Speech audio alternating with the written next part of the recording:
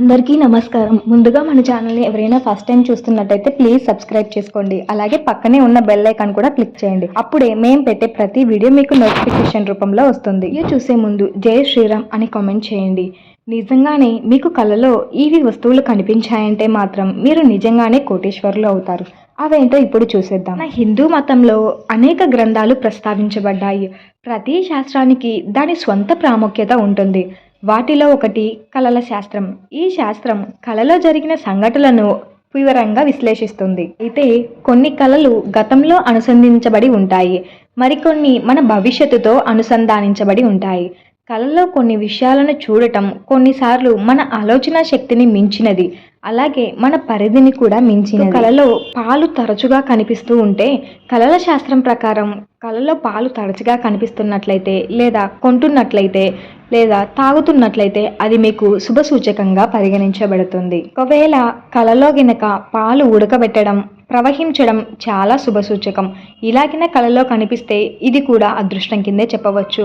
అలా కళలు కన్నట్లయితే త్వరలో మీకు మంచి జరుగుతుందని అర్థం. ఒకవేళ మీకు పాలతో స్నానం చేసినట్లు కనిపిస్తే కళల శాస్త్రం ప్రకారం మీరు తరచుగా పాలతో స్నానం చేస్తే మీకు త్వరలో వ్యాపారం, ఉద్యోగం లేదా వృత్తిలో ఏదైనా ప్రమోషన్ వచ్చే అవకాశం ఉంటుందని దాని అర్థం. ఒకవేళ చేతి నుండి పాలు పడితే ఏం జరుగుతుందో చూద్దాం. స్వప్న శాస్త్రం ప్రకారం కలలో ఒక వ్యక్తి చేతిలో నుండి పాలు పడుతూ ఉంటే ఏదో ఒక అసహ్యకరమైనది జరగబోతుందని దీని అర్థం. దీని గురించి కొంచెం జాగ్రత్తగా ఉండాలి అని నిపుణులు చెబుతున్నారు. ఒకవేళ కలలో పాలు పగలడం లేదా విరిగిపోవడం కనిపిస్తే కళల శాస్త్రం ప్రకారం స్టవ్ మీద వేడి చేయడానికి వదిలేసిన పాలు కలలో అనవసరంగా పగిలిపోతే అది చాలా అశుభ సంకేతంగా పరిగణించబడుతుంది.